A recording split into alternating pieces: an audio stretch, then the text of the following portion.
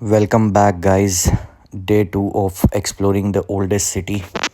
So आज हमने cover किया प्रयागराज। हमें मौका मिला प्रयागराज जाने का और हमने एक्सप्लोर किए हैं कुछ अच्छी अच्छी जगहें in Kashi. So let's start the vlog.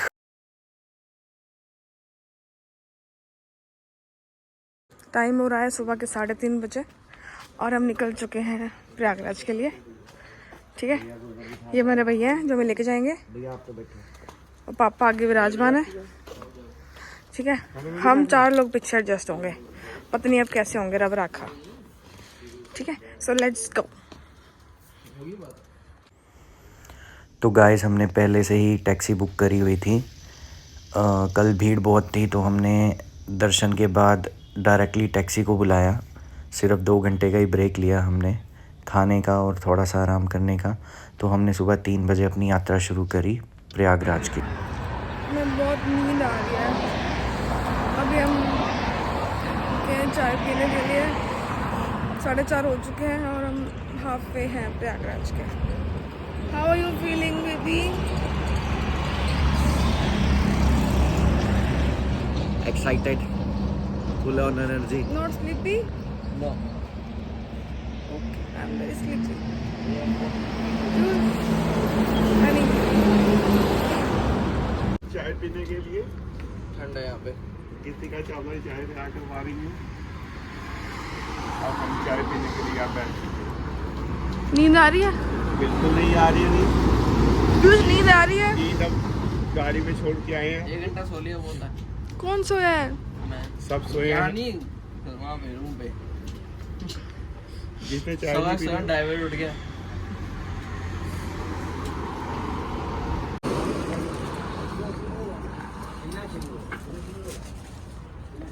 और ये सो रहे हैं। क्या कर रहे हो यहाँ पे? ये कुछ जगह है सोने की? थोड़ी देर पहले फुल ऑफ एनर्जी था, बेड दिखा, एंड ऑफ एनर्जी हो गई। उठो उठो। तो गाइस हम पहुँचे हैं सेक्टर 20 प्रयागराज में। हमें त्रिवेणी संगम तक जाने का मौका मिला, भोलेनाथ की कृपा थी। हमें वैसे 10 किलोमीटर पीछे ही रोक लिया गया था, बट हमने रिक्शा वाले को पैसे दिए एक्स्ट्रा, तो वो हमें गलियों गलियों में से निकाल के सीधा जो है मेला क्षेत्र में छोड़ के गया और सीधा हम सेक्टर 20 में एंटर।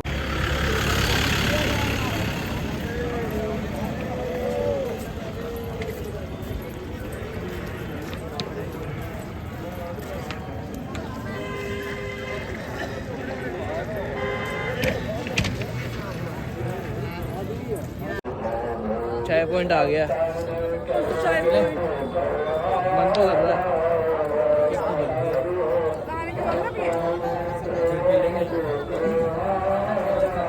मैं नहीं पीऊँगा, मैं चाय कम पीता हूँ। और वैसे भी यहाँ तो वो टेस्ट कराने के लिए इतने छोटे छोटे कुल्हड़ मिलते हैं। बंदा बोलता है दे दो, उसके बाद हमें ये लगता है कि ये तो टेस्ट के लिए थी, अब चाय डाल दो। यार नॉर्थ इंडियंस हमें लोटे भर भर के चाय पीने की आदत है। चाय पॉइंट जा चुका हूँ, देखो कितने सुंदर सुंदर इन्होंने अपने अखाड़े लगाए हैं।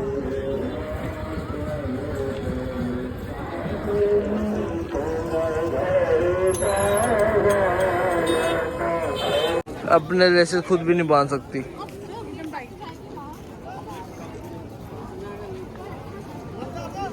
ये लग फरमाइश है, इधर देखो। क्या है? शर्म नहीं आती? शर्म क्या आनी?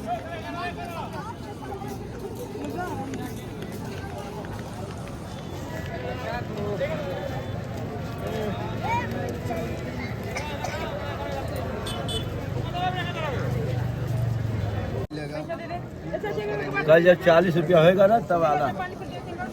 चाय की दीवानी को चाय मिल गई।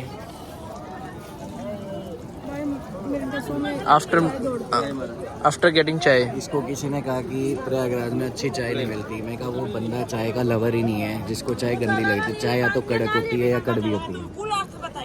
कॉफी पीनी। परसों आई होती ना तो 40 रुपया बिक रहा था वही पानी। क्या? पानी अच्छा, गाड़ी नहीं कोई आ रही थी।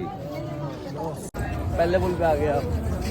ये हम पीपा पुल पे हैं और हमें त्रिवेणी जाने का मौका मिल गया। कल शाही स्नान है बसंत पंचमी का, और आज वैसे बसंत पंचमी है already, but still we got chance कि हमें ना तो बोट लेनी पड़ी है और ना ही कुछ भीड़ है, लेकिन नॉमिनल है। हम सीधा त्रिवेणी जा रहे हैं, वहीं से लाइव अपडेट होगा।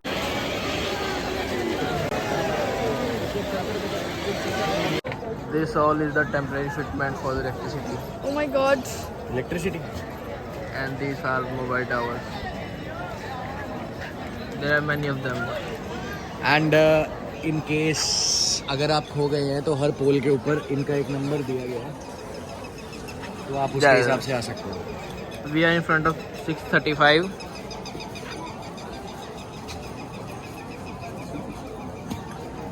For Ganga Jal.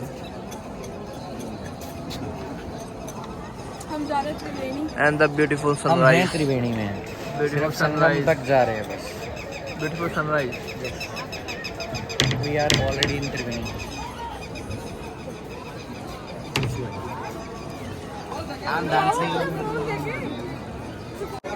इन्होंने जो अरेंजमेंट्स किए हैं वॉशरूम्स के for the female different and for the male different, फिलहाल ये तो सारे पिंक वाले ही हैं, but it's very commendable, like अच्छा है कंट्रोल ना, and the sun is rising and it's very pretty.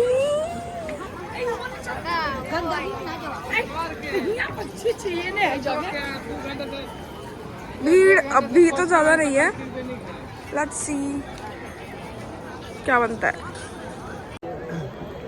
And we are finally at the Sangam Snan Ghat. तो दोस्तों हम आ पहुँचे हैं त्रिवेणी संगम। हमारे लेफ़्ट साइड से यहाँ पे यमुना नदी आती है और राइट साइड से गंगा नदी आती है। इस पॉइंट पे आकर दोनों नदियाँ आपस में मिल जाती हैं और अदृश्य रूप से यहाँ पे सरस्वती माता भी जो है वो आते हैं, तो इसलिए इसको त्रिवेणी संगम बोला जाता है। एक बार की कहानी है कि एक साधु महात्मा अपने शिष्यों के साथ यहाँ त्रिवेणी संगम पे आए, तो उनके एक शिष्य ने पूछा कि सरस्वती क्या है, कि वो दिखती तो है नहीं है। तो उन्होंने अपनी तरफ ही इशारा करते हुए कहा कि सरस्वती मैं ही हूँ। जो इस संगम क्षेत्र पे जितने अखाड़े लगे हैं, जितने साधु महात्मा जो है अपनी गुफाओं से बाहर आके यहाँ पे साधना करते हैं, स्नान करते हैं, तो जो उनकी ज्ञान प्रवाह है वो यहाँ पे गंगा और यमुना के पानी के साथ समा जाता है, तो वो ही सरस्वती नदी है।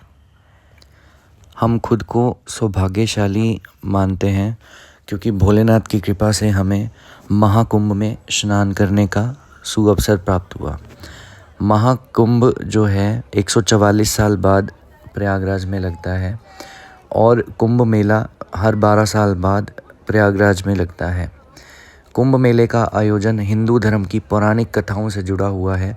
पौराणिक कथाओं के अनुसार जब देवता और असुरों ने समुद्र मंथन किया था, जिससे अमृत का कलश निकला, इस अमृत को असुरों से बचाने के लिए देवता भागे और भागते समय अमृत की कुछ बूंदें 4 स्थानों हरिद्वार, प्रयागराज, उज्जैन और नासिक में गिरी। इसलिए इन स्थानों को पवित्र माना गया है और इन जगहों पर कुंभ मेले का आयोजन किया जाता है। महाकुंभ मेला खगोलीय घटनाओं के आधार पर होता है। जब बृहस्पति ग्रह कुंभ राशि में प्रवेश करते हैं और सूर्य मकर राशि में होते हैं, तब कुंभ मेला आयोजित किया जाता है। बृहस्पति को अपनी कक्षा में 12 साल का समय लगता है, इसलिए कुंभ मेला हर 12 साल में एक बार आयोजित किया जाता है। आपको बता दें कि अगला कुंभ 2027 में नासिक में लगेगा और 2030 में प्रयागराज में अर्ध कुंभ का आयोजन किया जाएगा। महाकुंभ साधु सन्यासियों के लिए बहुत महत्वपूर्ण होता है। शास्त्रों के अनुसार महाकुंभ में स्नान करने से 1000 अश्वमेघ यज्ञ के बराबर पुण्य मिलता है। साधु संत इस समय प्रभु का ध्यान करते हैं और अपने मोक्ष के लिए महाकुंभ में स्नान करने जाते हैं। अखाड़ा क्षेत्र में साधु महात्माओं के दर्शन करने के बाद हमें लगा कि भीड़ बहुत बढ़ चुकी है, तो इसलिए हमने कोई और स्थान घूमने की बजाय वापसी काशी के लिए प्रस्थान किया।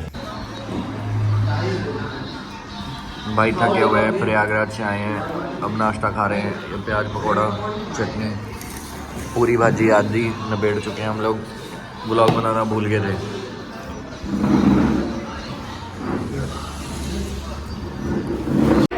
ये है मक्की का नाश्ता और चाय मेरी फिनिश हो गई है, बट इट वाज अमेजिंग। बहुत टेस्टी चाय, बहुत टाइम बाद दोबारा मंगवाई है। तो हम आ चुके हैं सारनाथ वाराणसी में। यहाँ पे 4 प्रमुख स्थान हैं: धमेक स्तूप, अशोक स्तंभ, सारनाथ म्यूज़ियम और मूलगंध कुटी विहार। सबसे पहले हम म्यूज़ियम में जा रहे हैं। सारनाथ म्यूज़ियम भारतीय पुरातत्व सर्वेक्षण का सबसे पुराना संग्रहालय है। संग्रहालय में मतलब इस म्यूज़ियम में 6832 मूर्तियाँ और कलाकृतियाँ हैं। इस म्यूज़ियम में 5 कमरे और 2 बरामदे हैं, जिनमें 3री शताब्दी से लेके 12वीं शताब्दी तक की प्राचीन मूर्तियाँ और कलाकृतियाँ प्रस्तुत की गई हैं।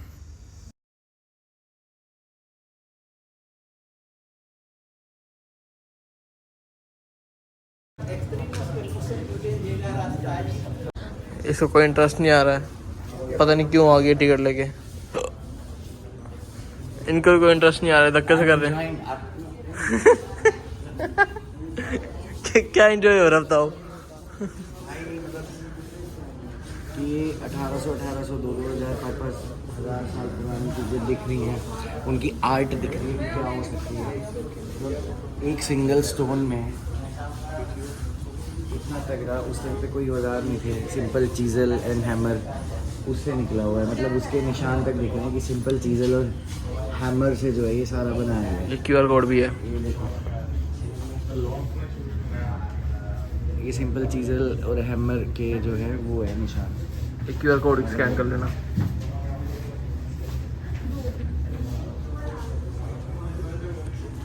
और हम म्यूज़ियम घूमने के बाद सारनाथ के धमेक स्तूप पे गए, जो कि म्यूज़ियम के साथ ही है। इस स्तूप का निर्माण सम्राट अशोक ने करवाया था। माना जाता है यह वही स्थान है जहां महात्मा बुद्ध ने अपना पहला उपदेश दिया था। अगर इस स्तूप के डिज़ाइन की बात करें तो यह मिट्टी और ईंटों से बना है। 43.6 मीटर ऊंचा और 28 मीटर चौड़ा है। इसके निचले हिस्से पर पुष्पों की नक्काशी है। दीवारों पर मनुष्य और पशु पक्षियों के चित्र बने हुए हैं। इसका निर्माण गुप्त काल में हुआ था। ऐसा भी कहा जाता है कि भगवान बुद्ध अपने पंचवर्गीय भिक्षुओं से इस स्थान पर मिले थे और उन्हें उपदेश दिया था। सारनाथ के बाद हम पहुंचे स्वर्ववेद महामंदिर, जो कि वाराणसी के उमराह में है, जिसका उद्घाटन भारतीय प्रधानमंत्री नरेंद्र मोदी ने किया था और इसकी 7 मंजिलें दुनिया का सबसे बड़ा ध्यान केंद्र होने का दावा करती हैं। यहाँ पर एक बार में 20,000 से ज़्यादा ध्यान साधक बैठकर ध्यान लगा सकते हैं।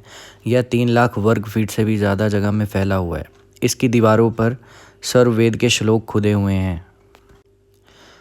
इस मंदिर का नाम एक योगी और विहंगम योग के संस्थापक सद्गुरु श्री सदाफल देव जी महाराज द्वारा लिखित एक आध्यात्मिक ग्रंथ सर्ववेद के आधार पर रखा गया है। लगा लो ध्यान लगा लो। हैं? जैसा जितना बड़ा लिखा था वैसा कुछ भी नहीं। ये मंदिर का नाम क्या है? सर्ववेदा। इसका पर्पस क्या है? सर्ववेद महामंदिर धाम। यहाँ पे बैठ के आप ध्यान लगा सकते हो। ये यहाँ पे ध्यान लगाएंगे हम। यहाँ पे ध्यान लग नहीं सकता। यहाँ पे ध्यान लगाएंगे। महाकुंभ ने सबका ध्यान भंग किया हुआ है, इस ध्यान मंदिर का भी ध्यान भंग किया हुआ है।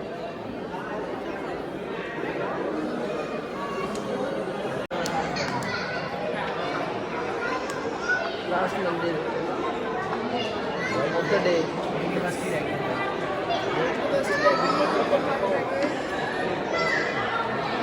फैन बोल चुके हैं प्लीज आराम दो मेरे को आ रही है अंदर से आवाज़ आपको आ रही है आवाज़ कोई आवाज़ नहीं आ रही क्योंकि मैं बोल चुका हूँ नींद आ रही है भी लगी है। महामंदिर घूमने के बाद हम पहुँचे द ऑलिव्स रेस्टोरेंट जो कि स्वर्ववेद महामंदिर के मेन रोड के सामने ही है। गाइस इसका खाना ज़रूर ट्राई करना, it's very tasty and these are genuine comments. ये एक्सप्रेशन इतने गंदे क्यों हैं? मुझे बहुत भूख लगी है, मुझे प्लीज़ खाने दिया जाए, प्लीज़ मुझे खाने दिया जाए। और क्या है भाई हो गया ना, आया है कि नहीं आया पता। सो खाना खाने के बाद हम सीधा अपने घर गए और जाकर सो गए क्योंकि हम बहुत ज़्यादा थके हुए थे।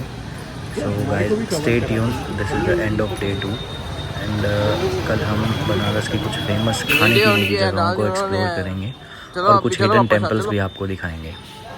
सो join us, please like and share our page. Thank you so much.